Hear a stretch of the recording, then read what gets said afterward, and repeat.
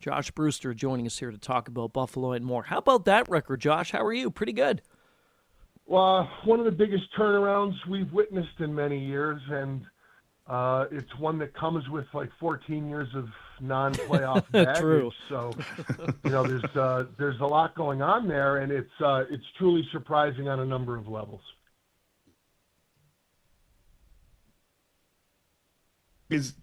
What's the atmosphere right now? What's the atmosphere like in the city with the whole vibe of the team back on track and in the position they're in? Obviously the fans have been waiting for it, but how's the vibe right now? Well, look, the building's sold out every single night now, and that's the touchstone right there. I think Sabre fans are guardedly optimistic. I mean, they've been disappointed before. There have been winning streaks in the past, few of them, but there have been some.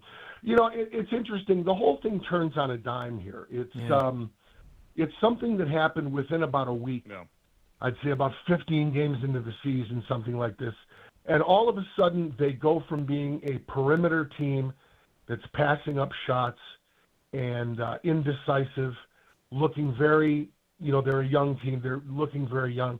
And within about a week or so, the GM is fired. Jarmo Kekalainen is promoted. And over that week or 10 days or whatever it was, they become this hard-driving team that goes directly to the net, gets a lot of shots, looks for rebounds, and plays the right way. You can either be a perimeter team or you can be a team that's a pain to play against in your low slot. And they become this hard-charging team overnight. JB, there's one major decision that needs to be made. Alex Tuck. I think this team, with all the currency they've got in this market, you mentioned the building's full again. People feel really good about this team. I don't think they have a choice but to bring them back at any price. Your thoughts on Tuck? Should they extend him or should they move on without him at the end of the season? Well, what I think is that it's all up to Alex Tuck, and it's not about the money. Right. The money will be there. He will get his money one way or the other, wherever it comes from. But this is up to Alex Tuck 100%. And I think that the timing will be dictated by him. I think that you have 25 games left. And when the time comes that decisions absolutely have to be made at the trade deadline, things will have become very serious by then. I wonder whether we'll hear something over the Olympic break. But the moral of the story is this team has been losing high-end talent for years because players like Eichel and Reinhart, guys like that, they come in high picks, they play a few years, right. They're completely disappointed, and then they ask to get out. And now Tuck will ask to get out, I think, if this thing explodes and everything goes to hell. But I think there's enough confidence now, even at 57 games, that he's got to be thinking, okay, this team has turned a page. I think if he thinks the Sabres have turned a page, then he'll sign. And I think it's entirely up to him. Obviously, then, based on how they've been playing, the level of aggressiveness before and, now we're in the break here a bit, and then we got the season coming back and the deadline coming up in early March. But the aggressiveness factor, Josh, is pretty high now on trying to add some specific types if you can on the deadline. Well, I don't want to get too deeply into this because I've written a lot about this. The Sabres over the 14-year playoff drought have been one of the youngest teams in the National Hockey League. And if you look at who wins the Cup, it's half the time it's teams in the top 10 oldest clubs, and like 90% of the time it's in the top 20 oldest clubs. Okay. They're always one of the youngest teams. They never have enough experience, and it has hurt them. Now, right now, they have some veteran guys like Thompson and Tuck, Zucker, guys like this who have played a lot of games. Dahlin now is a vet. Okay. But what I would say for the Sabres right now is if you really want to play this last 25 games right, you go out and find about 1,000 NHL games worth of experience between maybe a defenseman and an extra forward. And get, I would suggest they get some more experience on the ice now, maybe 1,000 to 1,300 more games if they can pick it up. Just a couple guys. But I think that looking down the lineup, when you have, guys like Bryson or Metza or some of these young guys, I mean, they're showing up now, and Hellenis is showing up now, but I believe that experience would be their friend. So to be a buyer for the first time in a long time would be interesting. I would suggest that would need to be guys who have played a lot of games. JB, how do you explain Alex Lyon? Well, you never really know what you have in net until the guys in front of the goalie start playing a certain way. And this is a club that gave up, handed out odd man rushes like Halloween candy for the last decade. and I've always said, you don't know what you have in Ukko-Pekka Luukkonen, for example. You really don't know what you have. So now that it's turned around, number one, between Lyon and Ellis and Luukkonen, you have some goaltending here. Now, I don't know. You don't know how great it's going to be. But, look, a guy like Alex Lyon, it goes to show you how long it takes to develop goaltenders in a lot of instances. There's, how many really young guys come in and stick and make a huge impact. So the guys bounced around. But it's a hard gig, goalie in the NHL. And now one thing about the Buffalo Sabres that has been to the goalie's favor is they've got a kind of a sort of a no-name defense that really is one of the more impressive, top four combos in the league, I think. You have guys like Matthias Samuelsson, who is really an unsung hero, scoring a lot of goals but playing very tough. They're a lot 100%. tougher on defense, and they're not giving up a lot of chances. So, Owen Power will never satisfy the fans because he's not a banger, but he moves the puck very well, and he's starting to play even better. And by the way, lastly, Lindy has asked the defense to activate. The rule is go for it.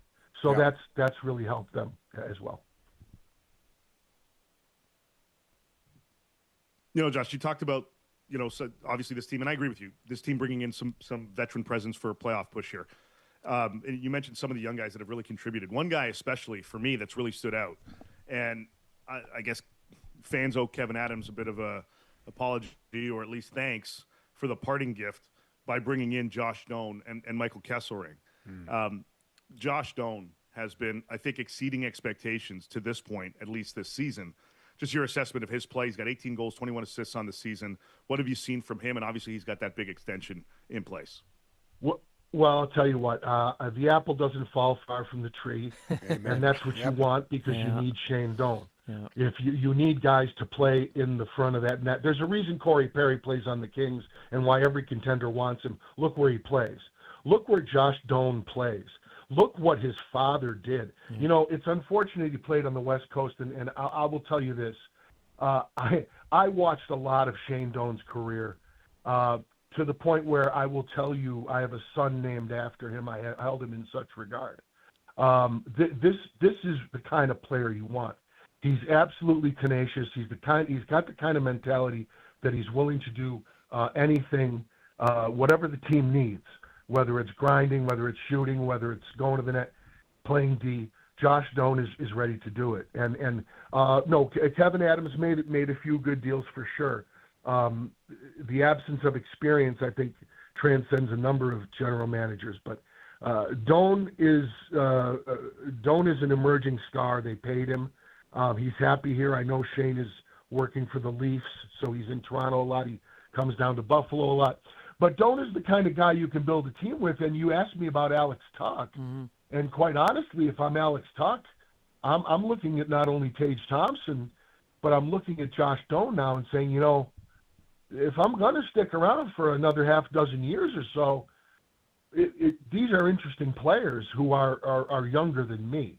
And I think Josh Doan he's a winner. He plays like a winner. And, Kesselring has been a solid acquisition as well to get some depth on the defense. He plays a tough game. We have been discussing Josh for a number of years, and this year a lot, especially in the last couple of months with what John Cooper's been doing in Tampa, just how well Tampa's been playing, and how Coop does not yet have a Jack Adams Award. on his resume. He's got everything else, but not the coach of the year. Look at some of the favorites right now as we're in this break. I mean, Jared Bednar, of course, the Avalanche playing well, top team in the league. Coop's got to be up there, but so too does Lindy Ruff, right? Yes. Oh, absolutely, because, look, like I said, this turned on a dime. Yeah. Okay, and that's coaching. I mean, I'm sorry, you don't. Truly you're good. not. You start as a perimeter team, and now all of a sudden you're a team that plays the right way. There's a reason.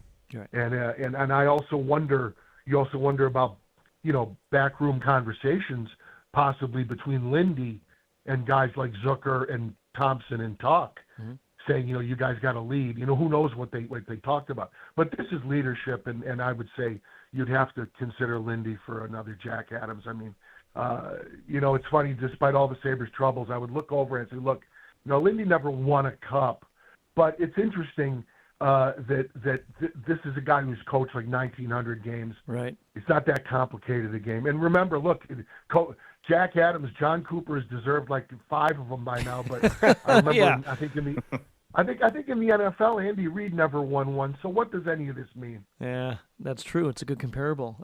Nothing. What means with Buffalo right now is that they're playing red hot. Too bad, too. You always go into this break thinking, hey, what team do you kind of just is not wanting this break? It's Buffalo just to keep things going, but they are certainly playing extraordinarily well, so we'll see what happens last 20-plus games when the season gets back underway. Josh, thanks for this. Appreciate it. Enjoy the Olympics, and, we will talk to you down the road. Hey, thanks so much, guys. And everybody, remember, follow Dennis for all your horse racing tips and picks at Aqueduct on the weekend. I know the rent is probably due, so you're going to want to follow Dennis for all the horse racing. Get out of here. Thanks, JB.